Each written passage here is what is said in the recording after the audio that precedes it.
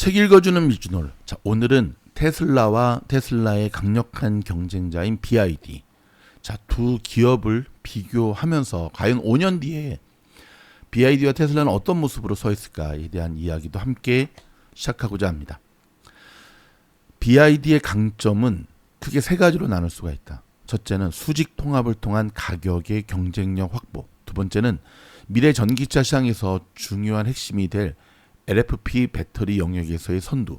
세 번째는 다양한 마켓 니즈와 수요를 커버하는 동시다발적 모델 출시 전략이다. 배터리 회사로 시작한 BYD는 전기차를 생산하는 라인에 유연한 수직 통합이 가능했고, 이는 지난 공급망 대란에서 오히려 BYD를 크게 성장시켰다. 그리고 결과적으로 시장의 수요를 충족했고, 나아가 가성비를 내세워 글로벌 전기차 판매 1위 업체가 될 수 있었다. 현재 테슬라를 제꼈죠.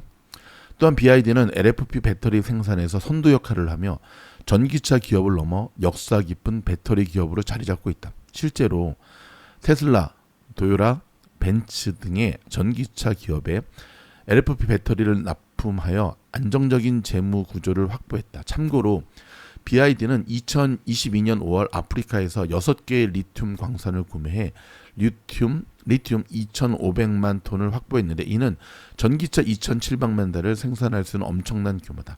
향후 10년간은 BYD가 안정적인 LFP 배터리의 원자재 조달이 가능하다는 것을 보증한 셈이다. 나아가 BYD의 전 세계 시장을 대상으로 다양한 전기차 모델은 이미 미국을 제외한 해외 시장에서 판매량 1위를 거머쥐고 있고, 그 명성이 이어질 것으로 예측이 된다. BYD는 태국, 브라질 등 신흥 시장을 중심으로 해외 공장도 건설하여 글로벌 기업으로서 더 큰 성장을 본격 추진하고 있다. 유럽에도 신규 공장을 위해 부지를 물색 중인데, 갈수록 특히 유럽에서의 성장성이 기대가 된다. 유럽은 연간 전기차 판매가 300만 대 수준으로 글로벌에서 전기차 수요가 두 번째로 큰 시장이기 때문이다. BYD가 유럽 전기차 시장에서 원가 경쟁력을 갖추기 위해서는 현지 생산이 필수적이다. 완성차 수입 관세와 운송비를 절감할 수 있기 때문이다. 또한 전기차 생산에서는 고용 효과 역시 크므로 유럽 정부의 혜택을 받기 위해서는 현지 공장을 설립하는 것이 유리하다. BYD는 2022년 말 포드의 유럽 공장 매수에 대한 가능성을 보였고, 이에 대한 언론 보도가 있었으나 이후 협상이 결렬되어 신규 공장 부지를 물색 중이라고 전해진다. 현재 BYD는 폴란드에 소규모 전기버스 공장이 있으며 배터리 공장을 건설 중에 있다. 이 신공장 가동 시기는 2026년 이후로 예상이 된다.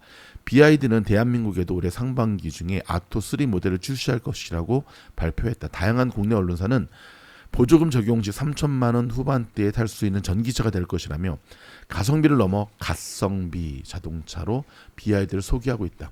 어떤 기업이 전기차 시장의 선두가 될지 아직은 명확히 알 수 없다. 하지만 수요를 충족하는 공급량, 소비자를 납득시키는 합리적인 가격, 동시에 안정적인 판매 마진율을 갖춘 기업이 선두를 차지하게 될 것이다.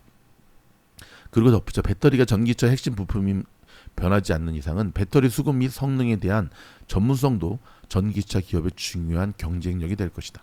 그런 의미에서 이미 BYD는 전기차 시장의 선두 기업이 되기에 충분할 정도로 막강하다. 그들은 전 세계 소비자에게 납득할 만한 가격으로 원할 때 바로 구매할 수 있는 전기차 공급량을 맞춘다.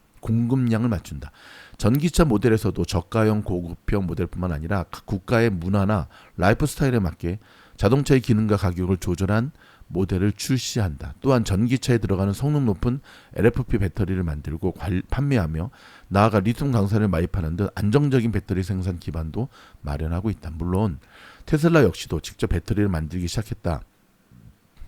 배터리 원재료를 안정적으로 확보하기 위해 리튬 재련소에도 투자하고 있다.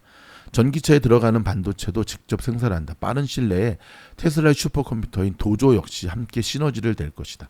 궁극적으로 BYD와 테슬라 모두 전략적 수직 통합에 강세를 가하고 있다. 수직 통합은 나아가 차량 내에 들어가는 소프트웨어 경쟁력도 확보할 수 있게 돕는다. 과거에는 자동차 내 소프트웨어로 자동차 하드웨어를 조작하고 업그레이드하는 것은 불가능했다. 하지만 앞으로 전기차에서는 차량 자체 하드웨어를 차량 내 삽입한 소프트웨어로 운전자가 쉽게 조정하고 업그레이드하는 것이 쉬워질 것이다. 사실 자동차 소프트웨어는 운전자 데이터나 개인화된 서비스 설정과 밀접하다. 따라서 우리나라를 비롯해 중국과의 지정학적 관계가 미미한 국가에서의 중국 차량 브랜드의 소프트웨어 설치는 거부감이 존재할 수가 있다. 이는 테슬라에게 분명 기회가 될 것이다. 자, 지금까지 살펴본 BYD의 성공 방정식은 자동차 기업으로서 테슬라가 있었기에 가능했다.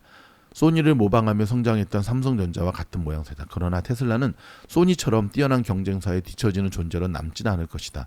BYD와 같은 강력한 경쟁자의 출현은 테슬라로 하여금 자동차 기업에서 AI 기업으로 보다 빠른 전환을 강요하고 있기 때문이다. 테슬라의 FSD 및 AI 기술은 자동차 산업의 패러다임을 바꾸고 있을 뿐만 아니라 인간형 로봇이라는 인류가 지금껏 경험해보지 못한 새로운 경제 질서로 우리를 이끌고 있다. 그리고 BYD라는 멋진 경쟁자는 테슬라의 사명인 지속 가능한 에너지로의 세계 전환 가속화를 함께 이룰 수 있는 동반자임은 분명하다. 자, 일단 현실적으로 자동차 판매량에 있어서 BYD는 테슬라를 앞지른 것만은 사실입니다. 근데 우리가 여기서 한 가지 주목해야 될 것 중에 하나는 뭐냐면 테슬라는 시작은 자동차 회사로 시작과 출발을 했지만 거기서 끝나는 게 아니라는 거죠. BYD에 옵티머스가 있나요? 없죠. 자, BYD는 고작 맥시멈까지가 이제 FSD 자율주행까지거든요. 하지만 테슬라는 진짜 꿈꾸는 것이 AI 소프트웨어 기업인 거죠. 어쩌면 테슬라가 BYD한테 1위 자리를 양보한 것이 구글 웨이모한테 일부러 FSD를 먼저 끌고 가라라고 하는 것과 동일한 전략이 아닐까 생각을 해보게 됩니다. 더불어서 자, 이 책에서 한 가지 놓치고 있는 부분이 있는데요. 바로 기업과 자동차가 갖고 있는 센티멘트라는 건데요. 여러분, 전기차가 나오기 전에 중국에서 가장 유명한 자동차 기업, 중국의 대표적인 자동차 기업이 어딘지 아십니까? 맞습니다. 상하이 자동차거든요. 지금도 내연기관에서는 1위죠. 하지만 중국 내수용에서 머물게 되죠. 전 세계 어디서든 저는 한 번도 상하이 자동차를 본 적이 없고 설령 뭐 1,000불짜리 차로 나온다 할지라도 불가능하겠지만 저는 상하이 자동차를 타지는 않을 생각입니다.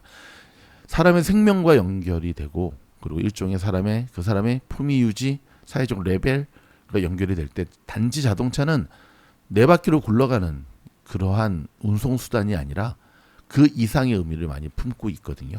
그런 면에서 본다면 BYD는 결코 테슬라를 앞지를 수가 없습니다. 다만 좋은 러닝메이트, 파트너로서 좋은 경쟁자로서 테슬라에게 적절한 자극을 주는 좋은 역할은 할 수 있을 것입니다. 여러분, 저희 책 읽어주는 미즈노를 동참해 주셔서 감사드리고요. 또 다음 영상에서 뵙겠습니다. 고맙습니다.